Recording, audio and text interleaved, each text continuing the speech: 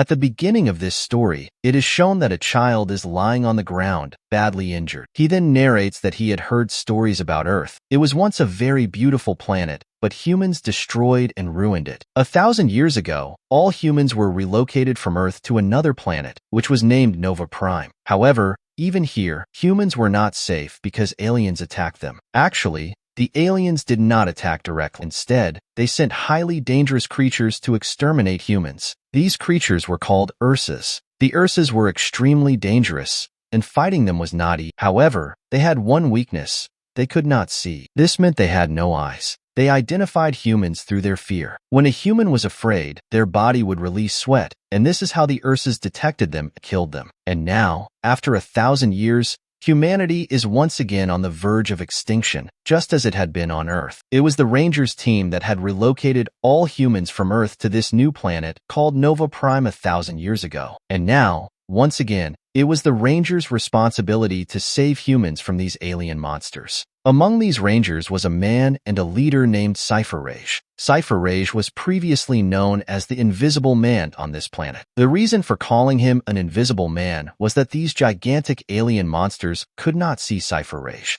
The reason behind this was that when he attacked the alien monsters, he had no fear in his heart whatsoever. Since he had no fear, not a single drop of sweat would fall from his body. Because of this, the monsters could not see him. Humans eventually discovered this major flaw in the Ursas. If humans did not feel fear, these monstrous creatures, called Ursas, would not be able to see them. And if they could not see humans, then humans could easily kill them. This was known as ghosting. Now, Cypher had a son who was 9 years old, and he also wanted to become a ranger. He took the test for it and performed excellently in every exam. However, when it came to practical training on the field, he failed miserably. The biggest reason for this was that his elder sister, Senshi, had been killed by an Ursa. At that time, he was present there but was unable to protect her. Although he was very young at that time, he still blamed himself for his elder sister's death. Because of this, whenever he was near an Ursa, he could not focus. He would have terrifying visions, causing him to panic. This was why he could never pass the practical exams. But he still wanted to become a ranger at any cost. He requested to be accepted as a ranger, saying that his father had returned after many years, and he wanted to give him the good news that he had become a ranger. However, his request was denied. In the evening, when Kitai was having dinner with his mother and father, he told them that he had failed the ranger test. His father was always displeased with him. He never treated Kitai like a father, but rather as a ranger, and this deeply hurt Kitai. He wanted to be close to his father, to talk to him, but his father never had time for him. Now, Cypher told his wife that he was going on a mission to train new rangers on another planet. This would be his last mission, and after returning, he would announce his retirement. His wife told him that he should take his son with him, as Kitai needed a father, not just a commander. Cypher agreed to his wife's suggestion and took Kitai along on his mission, where he was going to train new rangers. As they were traveling through space and Cypher was asleep, Kitai went to a restricted area where an Ursa was being kept. This Ursa was taken along to help train the new rangers. Kitai wanted to see it. Although going there was prohibited, the security guards allowed him because they knew he was Cypher's son. However, the other rangers there mocked him. As Kitai moved forward, he once again started having visions of his sister being killed by an Ursa. This triggered his fear, and the Ursa sensed his presence and began growling. Just then, Cypher arrived and pulled him away from the area. Meanwhile, as their spaceship was moving forward, it encountered a large field of asteroids. The spaceship suffered major damage due to the asteroid collision. Cypher then ordered the pilots to divert the spaceship towards the nearest planet. The pilots obeyed and changed the ship's course toward the closest planet, identified by the computer as their best landing option. The ship barely managed to escape the asteroid field, but when they checked the computer, they realized it was not the planet they had intended to land on. Instead, it was a different, extremely dangerous planet. The computer warned them that landing here was not advisable because it was full of deadly viruses and dangerous creatures. Moreover, landing here was also a legal offense. Cypher initially refused to land, but the pilots told him they had no other choice. The spaceship was already too damaged, and its middle section had broken apart. Eventually, the spaceship crash-landed on the planet. After the crash, it was revealed that all the passengers on board had died, except for Cypher and his son, Kitai. Cypher was severely injured. Both his legs were broken, and he could not walk. Kitai, however, was unharmed. Cypher instructed his son to bring a device that could send a distress signal so that they could be rescued. But when Kitai retrieved the device, it was broken. Cypher then explained to Kitai that their spaceship had broken into two sections, and the other section, where the intact communication device was located, was about 100 kilometers away. He told Kitai that he had no choice but to reach that section. Otherwise, both of them would die. Cypher also gave Kitai 6 inhalers, instructing him to use one immediately and then one every 24 hours. These inhalers would form a protective layer in his lungs, allowing him to breathe in the planet's atmosphere. He warned Kitai that everything on this planet was designed to kill him and that every decision he made would determine whether he lived or died. Then Cypher asked Kitai if he knew which planet they had landed on. When Kitai said no, Cypher revealed, "This is Earth." He explained that 1,000 years ago, humans used to live here, but now,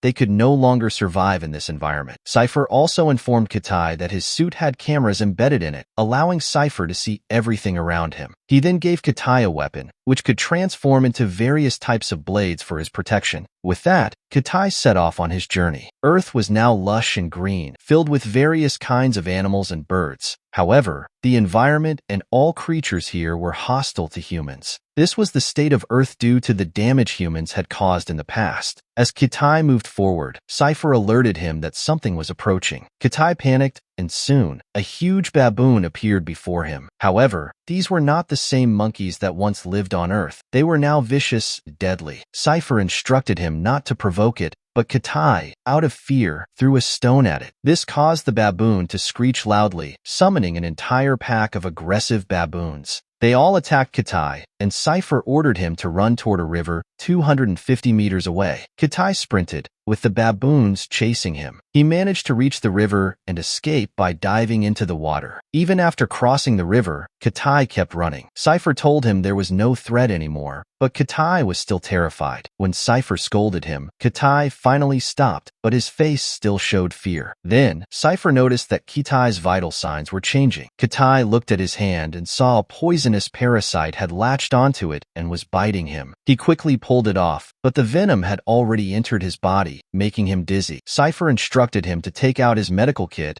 and inject himself with the first antidote directly into his heart. Kitai struggled to see properly, but managed to inject himself. Then Cypher told him to inject the second dose, but Kitai's hand had already gone numb. Cypher told him to fall to the ground so that the impact would force the syringe into his heart. Kitai obeyed, fell to the ground, and the syringe injected the antidote. He then lost consciousness, and here, the temperature starts to drop rapidly, and if one does not come to their senses, they will freeze to death. This is the opening scene of the movie, where a boy is lying on the ground, thinking about all of this. The story then moves forward, and his grandfather tells him to blink his eyes. He struggles, but eventually blinks. After this, his grandfather says that the warm place is 9.7 kilometers away, and he must reach there within the next 50 minutes. The boy, Kitai, starts running. Meanwhile, on the other side, his father is suffering from an injury, a broken bone, and he begins to feel the pain intensely. If he wishes, he can use a machine to mend his broken bone, but for that, he would have to take a painkiller injection, which would make him unconscious. If he loses consciousness, there will be no one to keep an eye on his daughter, no one to guide her. That is why he endures the pain. At the same time, he remembers his elder daughter, who was killed by an Ursa. He deeply loved his elder daughter, which is why he has never been able to forget her death. Meanwhile, in the jungle, it is shown that Kitai had previously taken an inhaler that allowed him to breathe comfortably in this environment, but its effect has started to wear off. His grandfather tells him to take his second inhaler now. When he takes out the inhaler box, he sees that 2 out of the 5 inhalers are broken. However, he does not tell his grandfather because if he does, his grandfather will call him back, and the mission will fail. If that happens, both of them will die here. At night, Kitai stops at a place and asks his grandfather how he became invisible for the first time. His grandfather tells him that once, while jogging alone, an Ursa attacked him. They both fell into the water, and he thought he was going to die. He believed he would not survive, but then he decided to remove the Ursa's claw that was stuck in his shoulder. He pulled it out and emerged from the water. The Ursa also came out, intending to kill him, but at that moment, he felt no fear at all. Because of this, the Ursa could not sense his presence. That was when he realized that problems and challenges will always come into life, but fear is something we choose. The Ursa detects us through our fear, through our panic. Understanding this truth made it possible to defeat these aliens, the creatures known as Ursas. Morning arrives, and Kitai reaches a waterfall. His grandfather asks him to report what supplies he has left. Kitai says he still has some medicine, full visibility, and 4 inhalers left. However, before reporting on the inhalers, he hesitates. His father becomes suspicious and asks him to show the inhalers. When Kitai shows them, his father sees that only 2 inhalers remain, which are not enough for him to reach his destination. His father orders him to return immediately. At this moment, Kitai remembers a past incident when he and his sister were in a room, and an Ursa entered. His sister had hidden him inside a large glass case and told him that it was an order. He must not come out. He obeyed, but the Ursa killed his sister and everyone else.